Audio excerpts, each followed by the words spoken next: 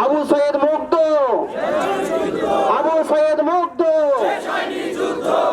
অভ্যুত্থানের মাধ্যমে নতুন বাংলাদেশ তৈরি করেছে, এই মেসেজ দিয়েছে যার কোন স্বৈরাচার, আর কোন দুর্নীতিবাজ, আর কোন চাঁদাবাজ এদেশের ক্ষমতার মসনদ আসতে পারবে না। তাহলে আমাদেরকে সোচ্চার ভূমিকা পালন করতে হবে। ইসলামী ছাত্র শিবির যে ছাত্র জনতার বিপ্লব ঘটিয়েছিল, এই বিপ্লব অব্যাহত রাখতে হবে। প্রয়োজনে আর এক সভাপতি তাজমুল ইসলাম সাগর, আজকের এই তৌহিদি জনতা সকলের প্রতি সালাম, আসসালামু আলাইকুম ওয়া রাহমাতুল্লাহি ওয়া বারাকাতুহু। আবু সৈয়দ মুগ্ধ, আবু সৈয়দ মুগ্ধ। সংগ্রামী ছাত্র জনতা, আজকে আমরা যে নতুন বাংলাদেশ পেয়েছি, এই বাংলাদেশের উদ্দেশ্য হল ন্যায় ইনসাফপূর্ণ বাংলাদেশ সৃষ্টি করা। এই আন্দোলনের উদ্দেশ্য ছিল বৈষম্যহীন বাংলাদেশ সৃষ্টি করা। এই আন্দোলনের উদ্দেশ্য ছিল দুর্নীতি মুক্ত, ফ্যাসিজম মুক্ত বাংলাদেশ তৈরি করা। ঠিক না বেঠিক?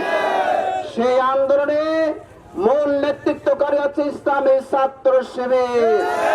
সেই আন্দোলনের মুখ্য ভূমিকা পালনকারী হচ্ছে ইসলামী ছাত্র শিবির। এই আন্দোলন একদিনে গড়ে ওঠেনি, এই আন্দোলন দীর্ঘ 17 বছরে গড়ে উঠেছিল। ঠিক না বেঠিক? আজকে যারা আন্দোলনের ধারক এবং বাহক, তারা এক সময় বলেছিল যে আমরা এই আন্দোলনের সাথে নাই। আজকে যখন বিজয় হয়েছে, তখন তারা এই আন্দোলনের ভাগ বসানো শুরু করেছে। ঠিক না বেঠিক? ভাইরা, আজকের এই ছাত্র জনতা যে অভ্যুত্থানের মাধ্যমে নতুন বাংলাদেশ তৈরি করেছে, এই মেসেজ দিয়েছে যার কোন স্বৈরাচার, আর কোন দুর্নীতিবাজ, আর কোন চাঁদাবাজ এদেশের ক্ষমতার মসনদ আসতে পারবে না। তাহলে আমাদেরকে সোচ্চার ভূমিকা পালন করতে হবে। ইসলামী ছাত্র শিবির যে ছাত্র জনতার বিপ্লব ঘটিয়েছিল, এই বিপ্লব অব্যাহত রাখতে হবে। প্রয়োজনে আর একবার বিপ্লবের ডাক আসতে পারে। আমাদেরকে দেশের মানুষ এখন চায় দুর্নীতি মুক্ত বাংলাদেশ।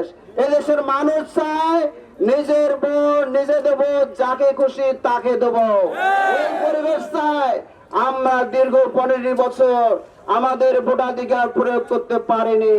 সেই ভোটাধিকার প্রয়োগের পরিবেশ তৈরি করে দিয়েছে ইসলামী ছাত্র শিবির। ক্যাম্পাসে নৈরাজ্য, ছাত্র সন্ত্রাস, এই সন্ত্রাস সৃষ্টি করেছিল আওয়ামী ছাত্রলীগ। ঠিক না বেঠিক? ইসলামী ছাত্র শিবির একটি আদর্শের নাম। ইসলামী ছাত্র শিবির একটি ইসলামী জীবন ব্যবস্থার নাম। ইসলামী ছাত্র শিবির মানুষ তৈরির কারখানা।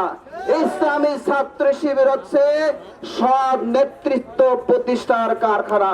অতএব এই বাংলাদেশকে যদি দুর্নীতি মুক্ত করতে হয়, ইসলামী ছাত্র শিবিরের প্রোডাকশন দরকার আছে না নাই?